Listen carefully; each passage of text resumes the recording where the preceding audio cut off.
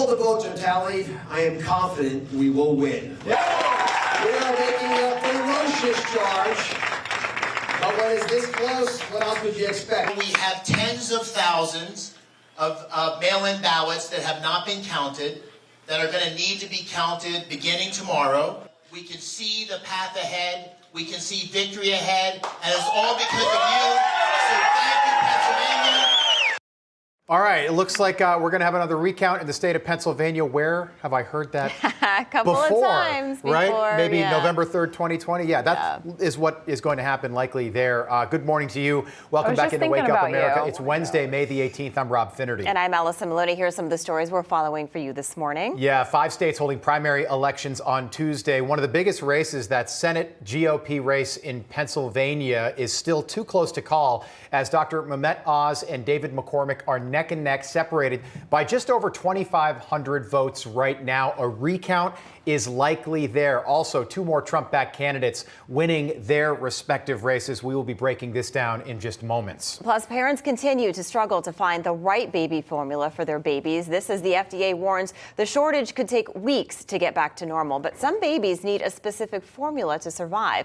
We're talking to one mom about her experience trying to find the right formula for her baby coming up. Unbelievable story there. And coming up this morning here on Wake Up America, former White House coronavirus response coordinator Dr. Deborah Birx is going to be with us, talking about her new book and what it was like dealing with coronavirus in the early days of COVID-19 when the pandemic began back in March of 2020. Yeah, but first, primary day in 5 U.S. states was full of drama and intrigue, especially in Pennsylvania, where this morning there is still no definitive winner in the GOP race for U.S. Senate. Newsmax correspondent Mike Carter joins us live from Newtown, Pennsylvania. Good morning, Mike. Hey, good morning, guys. Well, a GOP race for Senate here in Pennsylvania that had been tightening for weeks looks to remain tight for just a little bit longer as Kathy Barnett's chances faded early Tuesday night. This became a 2-man race between Dr. Mehmet Oz and David McCormick. McCormick holding the lead the entire night through, but by the time both campaigns decided to call it a night, Dr. Oz had climbed within 0.5% of the vote total. This morning, Dr. Oz, according to the AP now, has overtaken David McCormick by a little more than 2,000 votes. And according to Pennsylvania election law, that requires an automatic recount if any difference in a statewide election is 0.5% of the vote or less. So a recount almost assuredly underway here in Pennsylvania in the coming days. Dr. Oz says when all is said and done, he remains confident he'll end up on top. When all the votes are tallied, I am confident we will win. But when it's this close, what else would you expect? Everything about this campaign has been tight. And Dr. Oz was quick to thank his family and staff last night before heading to bed. But there was another very important person he made sure to thank in this race. Let's start with 45, President Trump. President Trump, after he endorsed me, continued to lean into this race in Pennsylvania. He knows all the subtleties of it. He was willing to participate with teletown halls, which he advised that I do. It was a brilliant idea. He participated in a massive rally out in Westmoreland County. And God bless you, sir, for putting so much effort into this race. I will make you proud. And Oz also connecting with another president on Tuesday night, Ronald Reagan, and Reagan's ethos for America as a shining city on a hill. I know many think that city's a little dim these days, but that's not what I saw when I was campaigning. I looked in the eyes of Pennsylvanians as I traveled across this beautiful Commonwealth, and I saw that light as bright as ever, raging forth. All it wanted to be was unleashed. And that's why I'm running for the Senate, to do just that. I'm running to allow us all to witness that brilliance. It's out there. We just have to be able to believe in it.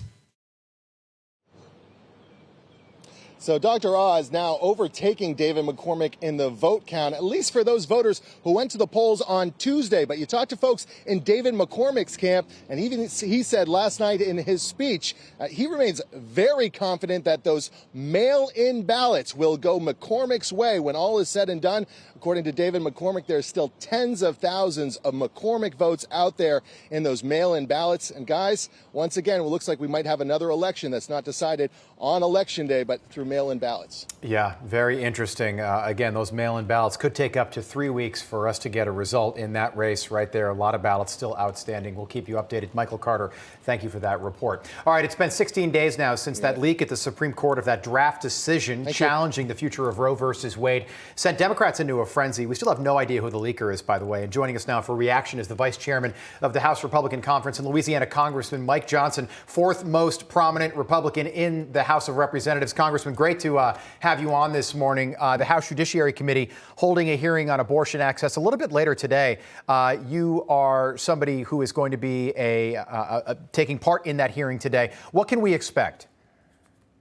Well, the timing of this hearing is outrageous, Rob. Good to be with you as always. Listen, the Democrats are trying to intimidate the Supreme Court, and this is a brazen attempt to do it, yet another attempt. We know that they have been picketing and harassing the justices at home. Everybody's seen that. By the way, and that's a blatant violation of federal law in and of itself. The Democrat leaders on Capitol Hill have been calling out justices by name, threatening them by name, not only on the steps of the Supreme Court, as Chuck Schumer did beginning 2 years ago, but also in their briefs to the court. And now they're using the House Judiciary Committee, which has jurisdiction over our whole system of justice, to try to intimidate and influence the court as they make that final decision in the Dobbs case out of Mississippi, challenging its pro-life case. It's unconscionable. Yeah. Nothing like this has ever happened in our system, Rob, and it's a dangerous, dangerous precedent. Well, and you think about this, Congressman, what this could mean for the future of the Supreme Court if the Supreme Court is now another political operation in Washington. We're 16 days removed from the leak 2 weeks ago, this past Monday. We still have no idea who the leaker is. How is that possible? Do you think we'll ever find out the identity of this person or people?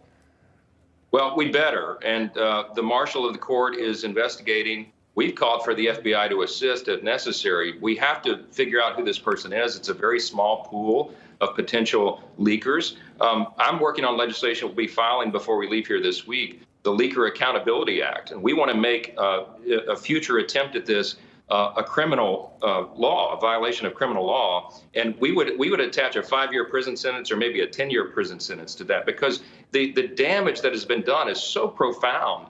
Justice Thomas said just this week that it's irreparable damage. I mean, he likened it to, infidelity in a marriage. I mean, it's very, very difficult to overcome. He said from now on, justices will be looking over their shoulder as they deliberate over cases. We can't have that. It's a critical part of a constitutional republic when you have this third branch of government in charge of interpreting and applying the Constitution. Yeah. That have to be able to deliberate in private, and that's been violated now. And it's a terrible, terrible breach of trust.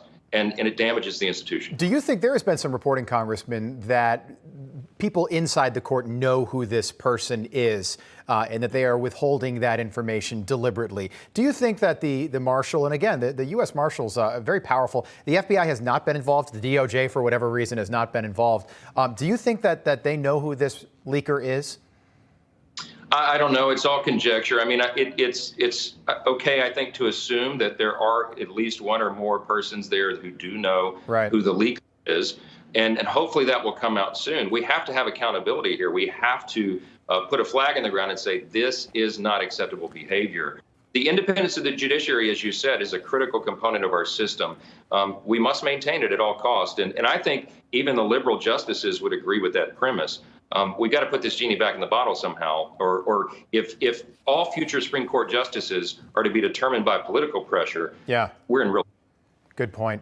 Congressman Mike Johnson from Louisiana, thanks so much for being with us this morning. Keep us posted on what happens today. We will all be watching. Thank you. Thanks. Hey, I'm Rob Finnerty. Thanks for watching. If you enjoyed this video, please join the conversation in the comments below. Don't forget to subscribe, too. Hit the bell icon to be alerted to breaking news. And remember, there's a whole lot more on Newsmax TV, America's fastest growing cable news network. Newsmax TV, where real news for real people.